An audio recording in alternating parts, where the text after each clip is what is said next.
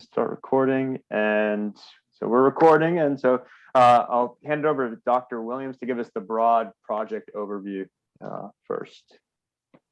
So what I'm also going to do is just put a few things in the chat. These are just some links to the project's page, linked with the Monmouth University Department of History and Anthropology page. We also have a Twitter account under Paradoxical Paradise, and we also have an Instagram, and hopefully eventually a YouTube channel. We'll also connect to the project.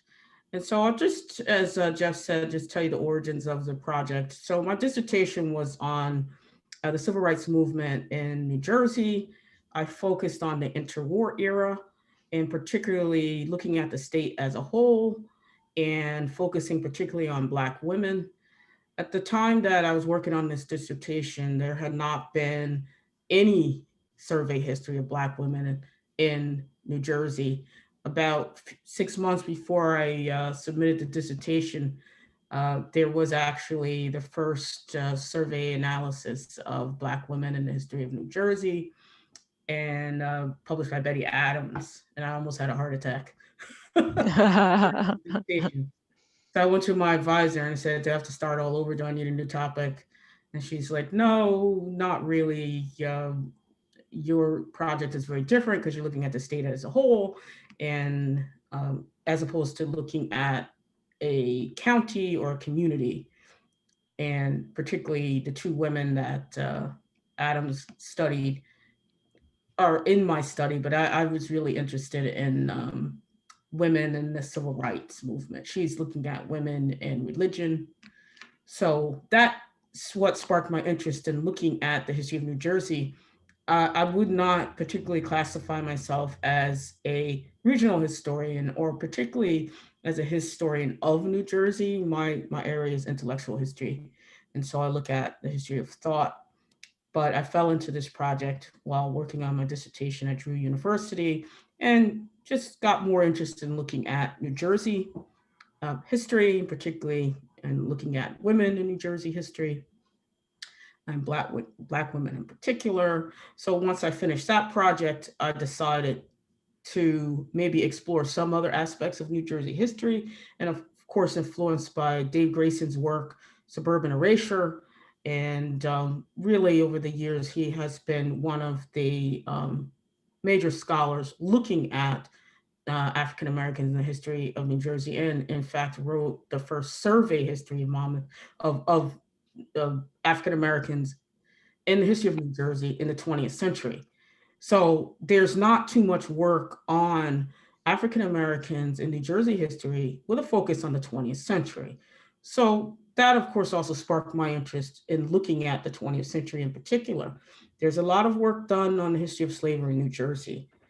There are several books, monographs, journals, but there's really only one major survey monograph of the history of Asbury Park in the 20th century, and it's the book 4th of July that you probably all read. So there's not been enough history on African Americans in the 20th century, and particularly Asbury Park, in terms of historical survey monographs. There's certainly journal articles, conference proceeding papers that have been done. But I think overall, 20th century New Jersey history, there's a lot of work to be done. And so this is what, sparked my interest in looking at Asbury Park. And particular, my interest is, of course, the civil rights era in particular, because that's my field. And starting with the urban rebellion in 1970, and looking backwards, so that's how we sort of got together as a group of folks in the history department. I remember walking across the hall to Geoff and say, Geoff, what do you think? Do you think we might be able to make a link to GIS? And it was just like a random walk across the hall. And Geoff was like, no, I'm definitely interested. And then Melissa, because their offices are right across from me, which is the best, right? You could all, it's a very good collaborative energy. And our department with multiple disciplines. So we are a department of history, anthropology, geography, and religious studies. So it's very fruitful for interdisciplinary work. And so this project is conceived to be interdisciplinary, including a GIS component, and an oral history component. And I believe Professor Ziobro's oral histories of African Americans and the impact on COVID will be the first collected in the state of New Jersey, if not the nation. And so collected and published. So this is sort of the big origin story of the project. To learn some more about us, I'm just going to link, hopefully this works, and if you get a chance to link on our page, and maybe it won't work. All right, it's not working. But you can go, it's the first Google hit, Paradoxical Paradise. If you Google Paradoxical Paradise, it will take you right to the Monmouth University page. And from We there. have that. Melissa shared that with us. Oh, she did. Okay. Okay, good, good, good. So obviously there are other links to our Instagram page and our other components. Melissa has really been our liaison to the community, and we don't claim to tell the history of Asbury Park as these Monmouth University professors. We want to tell the history that the community approves of, and the community is a part of. This is their story, not ours. And so Melissa has been working very diligently with community members and trying.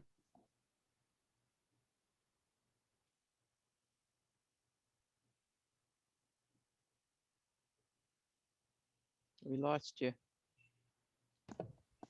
On this project as a whole. Melissa's our oral history person, and you know, that's a very important component, trying to work with the community and the university. My own future work will be more or less my upcoming book with Rutgers University on Black women in the Civil Rights Movement in New Jersey. Thank you. Thanks, Hettie. So from there, that kind of segues into Melissa's work with the oral histories. Did you want to go next, Melissa, to talk about? Sure. Yeah, I can do that. So my work does generally focus on New Jersey history, although it is usually, although not exclusively, focused on military history. But Dr. Williams was kind enough to invite me to participate in this project based on my background in oral history. I've been doing oral history work for over 15 years, and I'm the current president of oral history in the Mid-Atlantic region. So part of the collection of this history is going out and talking to members of the community who can share their stories. We are currently collecting COVID specific stories, but eventually, you know, we'll broaden that scope to get recollections of life in Asbury Park generally. I currently have 3 students who are funded to collect these oral histories, which is wonderful. They were trained, they each took a semester-long oral history class with me and are now trained to go out and do interviews themselves. I think that oral history takes a lot more time, effort, and planning than many people realize. There's a tremendous amount of pre-interview research that goes into each and every interview, a tremendous amount of careful thought that goes into devising individualized questions. And the interview itself can be very emotionally draining for the interviewers, not to mention the narrators, particularly when we are dealing with such fraught topics, right, as the pandemic. So there's a lot that goes into this, but the students are doing tremendous work. So how are the interviews working thus far? You know, we're reaching out to members of the community to ask them to participate. One thing we want to be very, very clear about, because again, we're so cautious about people's feelings and their thoughts. We want to be very clear about the fact that these are going to be in the public domain, right? So we seek out potential narrators We schedule time for the interview. Everybody gets their own kind of unique question list. The interviews are recorded. We are doing them via Zoom currently for everyone's safety, which is funny because normally I don't like video interviews because I think people are always a little self-conscious when they're looking at themselves, right? Or when they're cognizant of the fact that they are being recorded. So usually I would do audio only, but we're doing them via Zoom, which is a very accessible technology and it's going very well. So the interviews are recorded via Zoom, and then we also have funds to transcribe them, which is tremendous because we find that in the long term, researchers often prefer to access the transcripts. They are sometimes easier to work with, although we of course love to have the recording as well. So it's just wonderful that we have both the trained personnel in the form of students who can do this for the community, and that we also have the funding to transcribe them. Everyone signs a release form, which allows the university to hold on to these recordings, right? Technically signs them over to the university, but we are clear that they live in the public domain and we're going to be sharing this information with those who are collecting Asbury Park history, right? We don't want to lock them up and hide them at Monmouth. They should be accessible to Kay and to Charlie and to those who are doing broader work on Asbury Park history. Just a few of the people who've been interviewed thus far. We've interviewed representatives from the Chamber of Commerce, from the head of the Boys and Girls Club, a councilwoman, people who are involved in nonprofits that are helping the community, business owners, educators, and just your average citizens who each have a unique and important story to tell. So yeah, the students are learning so much. They are so proud of themselves, right? So it's just wonderful to see how fulfilling this work is for the students, but also they are fulfilling this really concrete good for the community and for the greater historical record. So with that, I will pass it off to Dr. Fouad to talk about the mapping piece before we go back to Kay and Dr. Horner. Thanks, Melissa. Yeah, so I guess I kind of think of like this project like a three-legged stool where we have, Hettie doing the really hardcore historian work with the archival research. We have the oral history piece that Melissa's doing, and then the third leg of the stool would be the mapping component, where we're using maps like they're an integrator for information. So where an archival piece of history that Hettie finds in her research, we could, if it's linked to a location, we can map it and put it in an interactive map. And Hettie, I don't think we mentioned this either, but Hettie's also doing a lot of podcasting too. And so from sound bites from the podcast, if they reference a location or a landmark, we'll be able to map it, and then somebody can click on it and then hear that sound bite and hear about what that place is and what it means to someone and its place in history. And then the same applies to the oral history interviews that Melissa's doing. They're a little bit more long form, and so we might take some piece of it that references a landmark, or we used to have meetings there, or something happened at this location, and we can map it. And so I guess I would just to visualize this a little more, because that's kind of my domain here as a geographer. To think about these interactive maps and integrating this information from the historical research that Dr. Williams and Professor Ziobro are doing. I'm going to show you guys an example from another project, but it's basically similar to what we're building towards. And so I think share this. And so you should be seeing a map now. And this is actually a map from, I think it's from the University of Chicago. They had a history department who did this interactive map on the Chicago riot of, I guess, 1919. And so the idea here is very similar to what we'll be doing with our different histories that we're collecting. It's, you have a series of points in the map, and you can, click on it to learn about that point. And let's say, for instance, Hettie finds some kind of archival item that references a landmark. Well, then you could, the pop-up box would open, and then you can click on the link that would take you to a web page that would show you that archival item. And so I think a lot of that work that Hettie's doing will be securing the rights to these items in order so that we could digest them in a map and show them to the public. So you're basically like bringing out these items that sometimes sit in the shadows, right, until somebody can put them up in the public forefront. And so that's an example from another project. And then just another example that we've done at Monmouth that's pretty similar in nature is one from last semester where I helped out Melissa's students in her, I think it was your oral history class, right, Melissa? This was museums and archives, but I'm so glad you're showing it. Yeah. So this was about the architect, Julian Abel, right? Is that how you pronounce it? Yeah. And so, it basically is a map that has these gray dots are the different buildings and other planning projects that he contributed to or he designed. And so you could click, most of this was, again, the idea of getting copyright or getting, permission to use. We didn't have that in this case. So it's all external links. So you could click on a site. Well, that's Monmouth. That's not very interesting. I'll do, here's one in, I think it's Rhode Island, right? And so you could then just click on the links to see, about that location, what's referenced there. Apparently that's the Miramar. And then you could learn about that and how Abel contributed to this building, and it looks like a pretty beautiful site.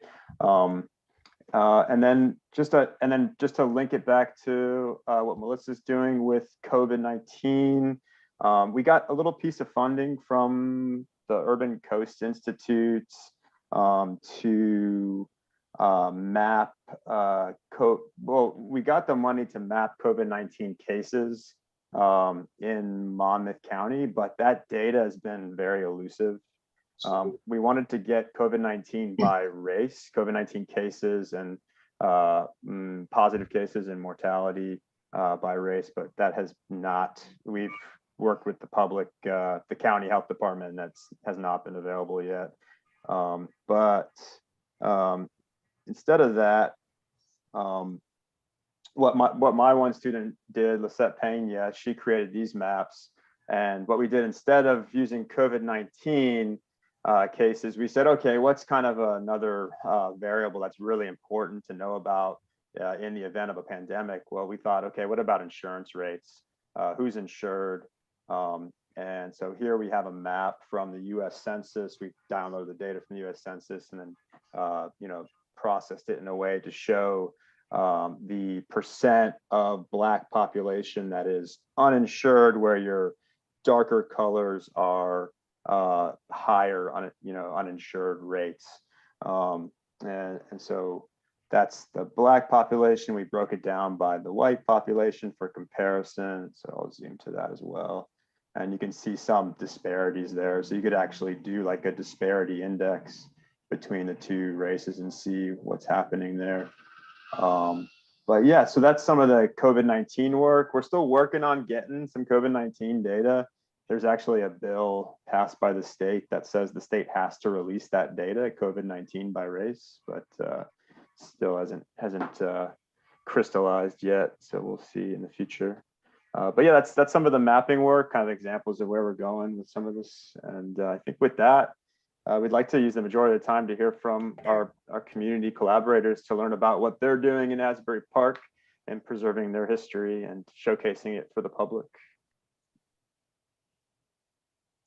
Okay, great. I think I'm going to start us off and try to leave most of the time for Charlie. And I just wanted to mention this to everybody before I start. This is a book that Charlie Horner and his wife Pam produced, and it's Springwood, published, I should say, Springwood Avenue Harmony, the unique musical legacy of Asbury Park's West Side. And this goes from 1871 to 1945. So this is just volume 1, and there will be a volume 2 to follow. And it does start off with some of the basic history of the founding of West Asbury Park, and gets into the musical history. But anyway, as some of you may already know, I am the president of the Asbury Park Historical Society, which was actually established in about 2001, 2002, which I'm sure most of you will be quite surprised to hear that, considering that the city itself was founded in 1871. And yet the Historical Society itself is really still in its infancy.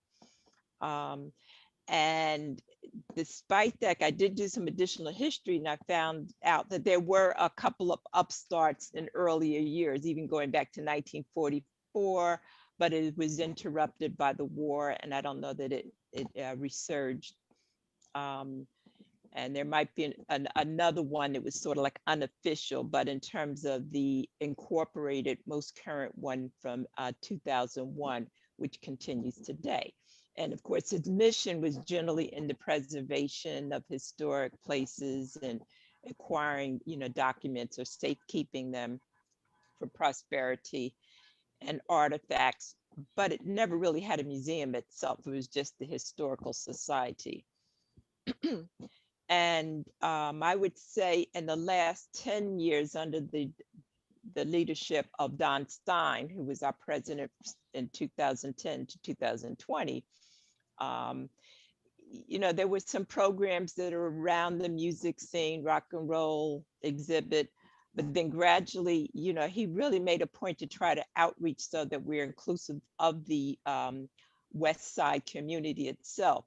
So they did sponsor a program called The Soul of Asbury Park, which had the R&B artists like Ray Goodman and Brown and Lenny Welch and several others, but it was at the held at the Paramount. And then I think we had people like Southside Johnny and Bruce Springsteen, and it was sort of like a mixture of the East Side and the West Side musicians. But then the next one, 2 years later, was a gospel explosion. So they went all in terms of recognizing that gospel heritage. And that's where we kind of really met Charlie and Pam, because Charlie has done such extensive research on the musical contributions specifically of the West Side, going over all the different genres from gospel to spiritual, R&B, jazz, the whole 9 yards. And he does have a separate organization for that, but I knew he also needed a home for his collection. He did have a few exhibits, one including at the Monmouth University, some of you are probably aware of. It was very successful, and then it went on to showcase in Freehold with the Historical Society there. Now, I eventually established the Asbury Park Museum, but it was not an offshoot of the Historical Society. It came about because I also own a shop on the boardwalk called the Asbury Park, the Asbury Galleria. And I established it in 2005. And my focus was on historic photos of Asbury Park and Asbury Park memorabilia. And if anyone was around back in 2005, this was pretty much a ghost town. It was just the beginning of the so-called surgence. So there was only a handful of businesses on the boardwalk. We didn't have Stella Marina and Langosta back then. It was just a few kind of pop-up eateries. And I had, oh my gosh, I had a very large, over 1,000, maybe 1,500 square feet in the pavilion. It didn't even cost that much. But over time, as the developers started to attract the big businesses and the restaurants, everything started getting, more high-end, upscale. And gradually, I thought at some point I would be able to kind of spread out, but instead it was the opposite. It seemed like my business just kept getting squeezed smaller and smaller, moved around to many different locations. And so in addition to the historic photos, in terms of my revenue stream, it was your t-shirts and sweatshirts and memorabilia and beach sundries. So as I was squeezed smaller and smaller, that's really where my focus was on, because that was making the money. But I didn't have the room to showcase the history that still was so important. And I also carried his books on the Jersey Shore and by local authors. And I will mention, by the way, has nothing to do with Asbury Park, but I'm also an author of a book called From Amistad to the White House, Teachable Moments from 1839 to Within My Lifetime. And so this one chronicles, and it was done including a lot of photos that I took on my journey from like the Lorraine Hotel in Memphis, Tennessee, and it goes on, but it takes you all the way up to 2016. It includes Black Lives Matter. In fact, the whole end of the book covers the current experiences. And so I think this book is so relevant because it ties back like the history. We think we've made so many inroads, but yet history is repeating itself. So back to the museum. One of the reasons I decided to establish the Asbury Park Museum was the opportunity, because I had so much I wanted to share and I couldn't do it in my store any longer. So I visited a museum in Atlantic City, and the gentleman said there, well, why don't you start your own museum? And I did. But this museum focuses a little different than other, because it's not just a museum about the boardwalk or even Bruce Springsteen. I just wanted to make sure that our museum captures the diversity of all Asbury Park. It's not just about the boardwalk. It's about the business district. It's about the West Side. So our history does go back to its founding, but I also did additional research going back 200 years prior to the founding. So I've captured the history of the Lenape Indians, and then during the development stages itself, how important the laboring class was to the growth of Asbury Park, although they were shut out from the ability to enjoy that. And I'm not going to go too much into that because I'm going to pass it off to Charlie. But I just want to point out, we did apply for a grant last year, which will be announced in a couple of weeks. And it is a humanities grant. And I know it's a long shot of our even getting it. So even if we don't get it, we learn so much going through the process of it. And Melissa is going to be one of our humanities scholars, and we thank her so much. So whether we get the grant or not is almost immaterial. I mean, of course, we obviously need the money, but in crafting the grant itself, it gave us an opportunity to hone and target what is the direction. It's not just the visual of pieces. It's looking at it from a humanities perspective. And so as we move forward, things seem to be delayed a bit in terms of the brick and mortar location because of the COVID impacts.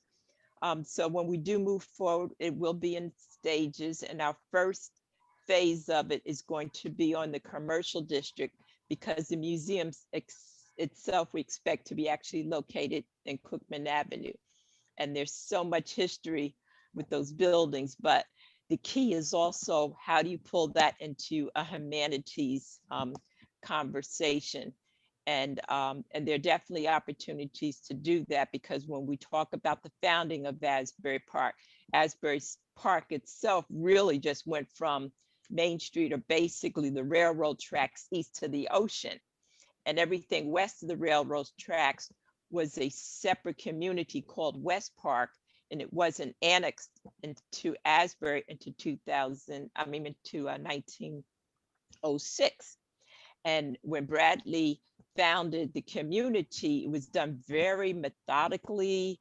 We're one of the first communities that had running water, a sewage system, electricity, the telephones. Yet on the west side, they didn't have running water until maybe 25 years later. You know, they had dirt roads, but that's where the laboring class lived. And the laboring class consisted of African Americans, but also Italians and Jews, but they were vital to building, and also the Lenape Indians as well. And you will find that today it's, even though we still have these distinctions between the West Side and the East Side, and we can get into a whole nother conversation about employment, but the employment opportunities are different now. You know, we are a seasonal community. We don't have the anchors that we used to, such as the Asbury Park Press, the telephone company, and, Steinbach. So we've lost that employment, but the beachfront is where we do rely on employment, but unfortunately it's seasonal. So that does not provide sustainable jobs for adults year round. It's perfect for young people.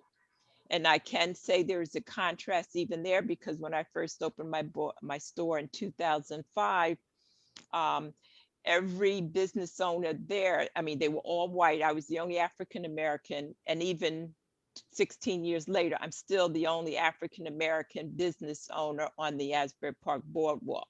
And when you would see the young folks come out to the boardwalk, they'd stand there with the owners might stand there with their arms crossed, like, what are you doing up here on the boardwalk? It was very unwelcoming.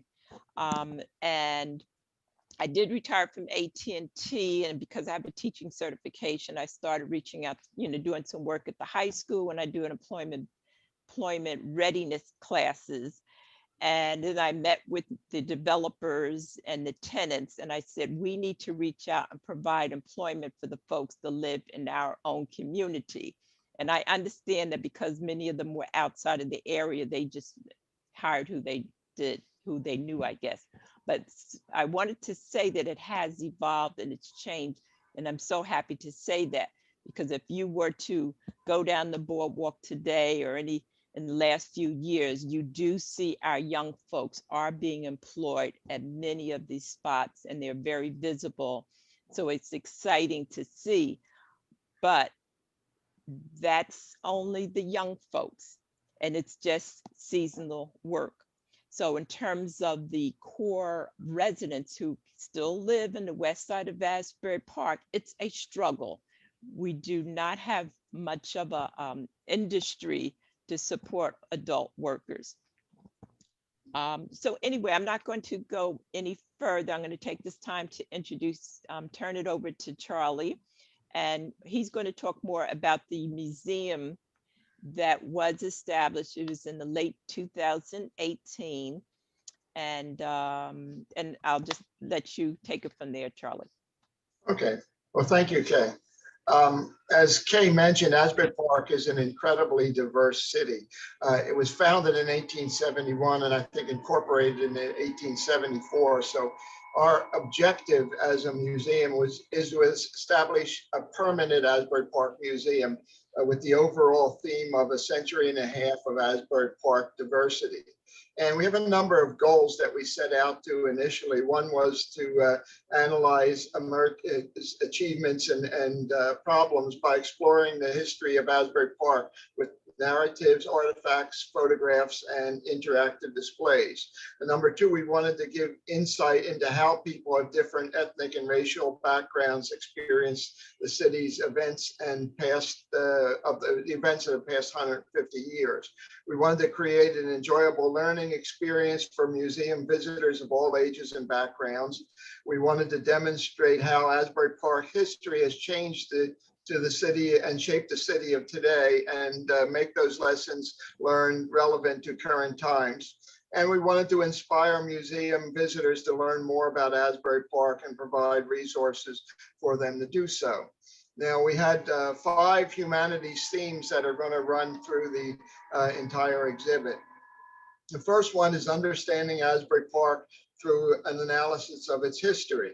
And the exhibit is going to help the visitor understand, number one, how a diverse group of people had a part in shaping Asbury Park's history, beginning with the indigenous peoples and early English settlers, and then go through Founder Bradley's plans for the city, how the city's East Side Resort was built and labored in by people of color and Southern European immigrants who were then largely excluded from it. How the West Side developed as a separate city and developed its own society and cultures, etc.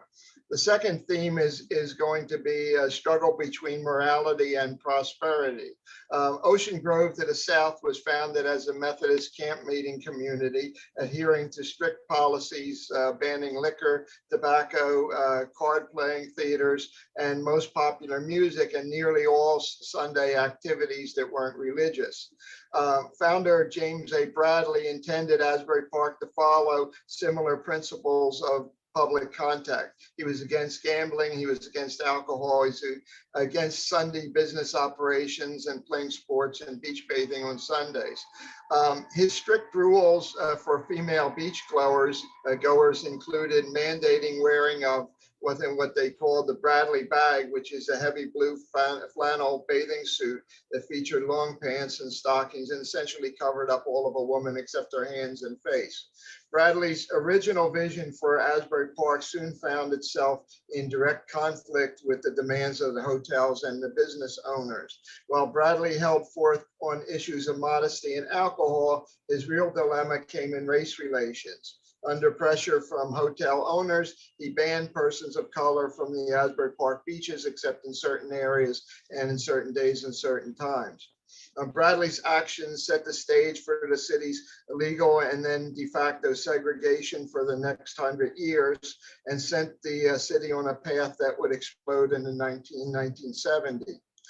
Even today, Asbury Park grapples with issues like resistance to affordable housing as it rebuilds. And as for Bradley's moral versus prosperity dilemma, an emotion-packed debate continues on whether or not James Bradley's statue should be torn down. The next theme that we have for the museum is the changing roles of leisure time in people's lives. Asbury Park owes its growth and popularity to access to sandy beaches, recreation, amusement parks, and entertainment scene. Yet Americans didn't have the leisure time or money to enjoy such things in the early part of Asbury Park's history.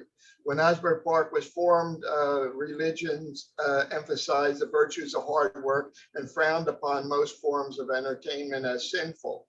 Our exhibit will examine America's evolving trends of leisure time and entertainment viewed through the eyes of the resort city. And we look at the growth of amusement parks and theaters and other forms of entertainment.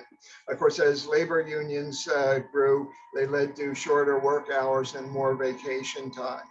And we want to see why people came to resort areas and see how that changed, perceived health benefits, etc. Next theme is going to be the heart and soul of the community, interactions of diverse music styles in a divided city.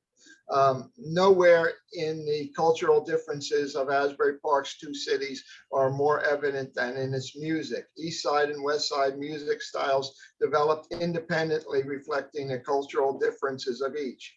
Yet the close proximity of Asbury Park musicians did lead to cross-fertilization of music styles between both sections of the city.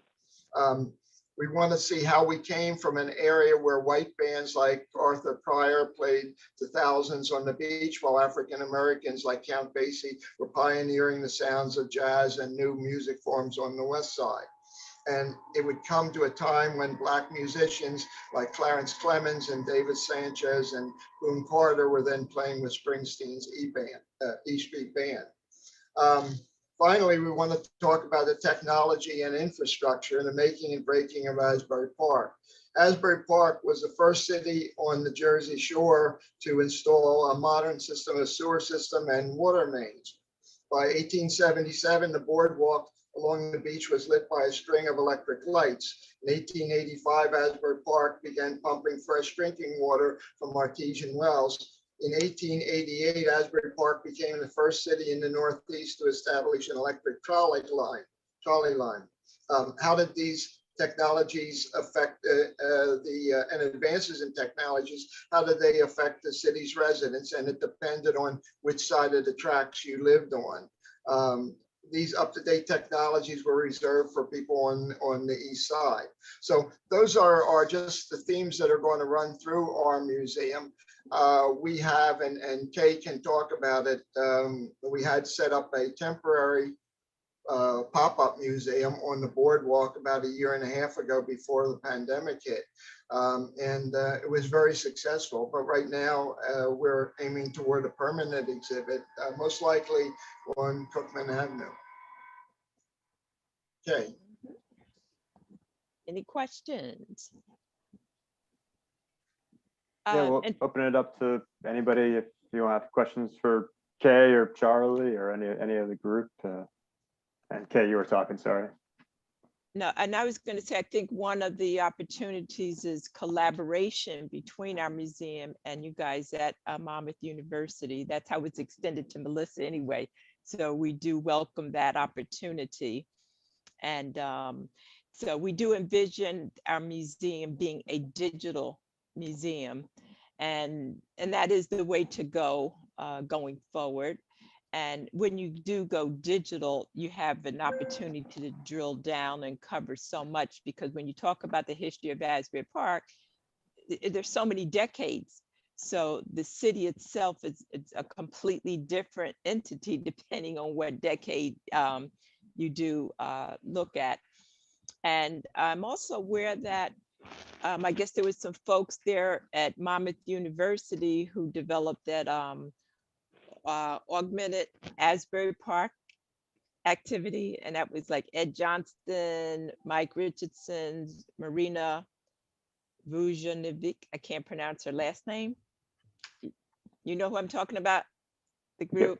And they did the carousel, and I thought that was really interesting. So even though we were looking at digital things, maybe an augmented opportunity could also be a part of the museum, because then you could show a carousel, you know, because of limited space, maybe there's opportunity to do that type of thing. And also we really would be looking forward to even working with the students at Monmouth University. I think they could be a tremendous resource to us. There's just so much information that and so much research that we've done as board members. And even though we do this research, and as all of you already know, you can go research things and you'll see information that sometimes contradicts itself. You know, the names might vary. Sometimes it's a matter of misspelling something. So you might miss something completely, but we have already put together so much of our information, but right now it's almost like a silo. It's like I've been working on pieces, Charlie, Pam, different individuals, but before we make anything permanent, I think we need to have like another layer of individuals. Like we would provide all the sources that we've used to put something together, but we need another set of eyes to actually read. But before we make anything permanent and share with the community, let's double check everything that we've done. And sometimes misinformation is communicated, and it's communicated over and over, and it's passed over. And I want to make sure that our information is as accurate as possible. And sometimes I find like I'll try to go back as far as I can, and you might find limited information, but then I say, oh, wait a minute, let me check 20 years in the future. I go 20 years in the future, and all of a sudden I see so much, because now people are looking at it historically. But at the same time, the further away you get from that sourced time, the easier it is for the information to be miscommunicated. So are there those type of opportunities, do you think, Melissa or staff? Absolutely. I mean, it's so funny that we both kind of recognized that this work needed to be done kind of around the same time, right? Dr. Williams had identified this hole in the historiography as Asbury Park, and you were working at the same time to stand up the museum, right? And now we're kind of coming together to do this work. We already had the one intern, right, was helping with your website. So I think Yes. there are a lot of opportunities for students to get involved, and it's really a benefit to them. I mean, it really truly is, but also they provide concrete skills for you. So Absolutely. And also even the design, and I imagine we're going to go out and pay professionals to help us with the actual design of setting up the museum. And I'm not sure what kind of talents exist at the university level. Perhaps even on a university level, you might have some of that expertise as well. I see Hettie over there nodding her head. Actually, some questions for you, Kay and Charlie. What I would like to know, how might we specifically support you? Because the community has done a tremendous job of telling their own history, and especially looking at the culture of Asbury Park. And the way we designed our own project, we purposely said, this piece right here, the history and culture of Asbury Park is being done well. So we, structured our analysis not to expand on the music culture piece because it's Right. already happening. It's being done so well. So we're hoping to link to what you've already done, for instance, to our site. But what I want to know is how might we support you, our students, our department, as a department, our students um, as well, because right now we have opportunities to write grants internally with community partners. For instance, if you find that you need, graduate students to, like you say, to double check the history, right? Or something in that nature. There's an opportunity to co-author a grant, for instance, that might not be specifically for something we need on our phase of the project, but it might be something that you need. And as our partners, we would be definitely willing to work together with you on that. So I would like to hear, well, what are those resources a little bit more from, Kay and Charlie, and how can we help you get them? Yeah, that would be great. I would say that in about 2 weeks' time, we can get back with you, and I would be in a position where we can articulate it more specifically, a better detailed outline. And again, as I said, because of the upcoming grant, and it doesn't mean we're going to get it, but at least it'll give us an idea of which direction. And especially since if we don't get the grant, everything will be a bit more scaled down, and it's okay. We won't try to cover all of Asbury Park, but just, one element of it. And we'll be in a better position to give focus to what we want to emphasize. Right. And some of the bigger expenses may come down the road than the following year. Mm-hmm. And then I would love to even reach out to you further, because I know you're working on so many. Are you familiar with Eleanor McKay's book as well? Yeah. She did. Oh, okay, you do. Okay. So I don't know, any other comments you wanted to make, Charlie? No, that's, I think you've covered most of it. Again, we are continuing looking at additional grant money because we understand that the chances of us getting this big grant in 2 weeks are maybe 1 in 5, something like that. 1 in 50. No, I think you'll get it. Yeah, 1 in 50. Well, we're optimistic right now because we think we put together a good case for it. But again, it's certainly nothing is certain. And museums take considerable amount of money to set up a brick and mortar museum, and especially with what Kay is looking at, and we're all looking at in the field of interactive designed museum exhibits. Those in particular are going to be fairly expensive. So we have a ton of artifacts and we have a ton of knowledge about, but actually assembling and designing a museum, and there's a lot of money involved in that. So we're continuing to look at additional grants. In fact, one grant in particular that we are getting ready to apply for is the Impact 100, but that's a grant where they require you to have a minimum budget of $100,000 a year. Now, the fact that we're in a startup, I mean, we don't have 2 years of a budget of that, but there is an opportunity to collaborate. Right. They said you could collaborate with another organization, and you would be like a lead and a non-lead. So we would have to see if collaborating with the university is a part of an eligibility, because sometimes with the grants, it says it can't be an educational institute or it can't be a church, but I can check that. So that could certainly be an option as well, collaborating, to apply for a grant. Yeah, so the diversity innovation grant at Monmouth allows for us to partner with community members, and it's every year, every academic year, and They are monthly. They review the applications. Oh, monthly? It's an Yes. ongoing grant? Yes. And so Okay. you can apply, and then if you don't get it the first month, you can reapply. It's like a rolling admission for the Okay. grant. So that's And the other thing too, in terms of our board makeup, like on the Historical Society, I'm the only African-American member, but on the museum, 5 out of 10 of us are African-Americans.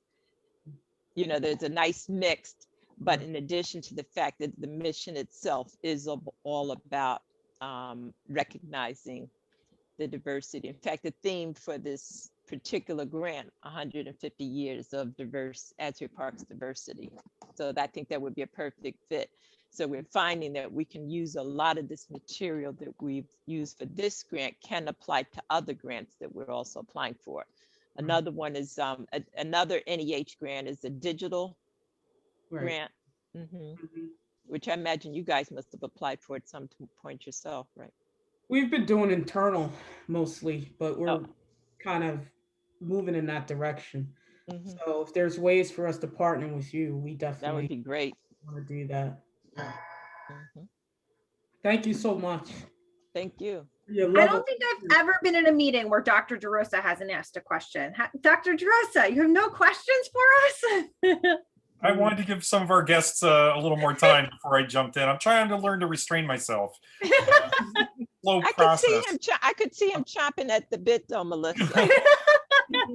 Charlie and Kay, thanks for being here with us today. I'm wondering if you've had a chance to look at any of the oral histories that have been compiled so far, and if there's any things that surprised you a lot from them. And if you haven't had a chance, I'll ask Professor Ziobro what have been some of the biggest surprises so far.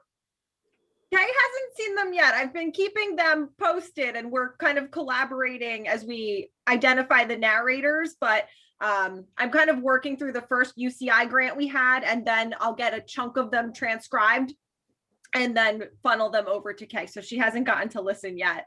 As I listen to them, I am surprised, I think, at how, first of all, we're supposed to be focusing primarily on COVID right now, and people they want to tell what story they want to tell. So that's one thing, right? You know, we get a little of the COVID story, but they want to talk about what they want to talk about. And as they should, they're the narrator and it's their story. But people are so passionate about their love for Asbury Park. I mean, that's something that really stands out. It's more, I think a lot of people talk about how they want to escape their hometown. I mean, the people that have been interviewed thus far are really passionate about Asbury Park and want it to succeed, want all. Are these Black folks, Melissa? We've had a combination. There's been a mix. You know, and they want Asbury Park to succeed. So yeah. I mean, that's a theme I've seen thus far. So you know, we'll see where it goes, and I will get you those transcripts. I got to get through the first semester first. Hettie, do you have this book too? It's a new one. It's called Gentrification Down the Shore. No. It just came out. You might want to put this down. What's interesting about this, because I know you're concentrating on current times, and this does cover current times, and it's full of, apparently they had a lot of interviews with, you know, like groups of people within the community. And so you'll get bits and pieces of dialogue and conversation back and forth on different topics. It's a good read, and it might give you some ideas as well. And again, it covers like the current generation of what's going on. And for our museum, what we would envision, even though you might be capturing oral histories, ours would probably be more like snippets. So it could be snippets of what some of your stories are, because ours would just be a digitally press a button and I think it'll be, once we've got the transcripts, it's easier for you to read the transcript, and you can read much more quickly than you can listen to the whole interviews, and you'll be able to go through and pick out snippets that you might want to use in a kiosk or with a QR code in a certain panel, things like that. Right. And you're working with Eileen, right? Yep. Okay, Eileen's good. always, I try to copy Eileen on most of my emails with you to keep her in the loop, but she's Okay. already sat down. She sat down for her own hour-long interview. So, Oh, did she? Okay. yep. Kay and Charlie, you both have to let me have you on the podcast show. Oh, that's right. You do a podcast. I She's forgot got a to- podcast that's right. Please, Dr. Williams, brag about yourself. It's getting listened to all around the globe. Okay, great. Let me get your telephone number. I could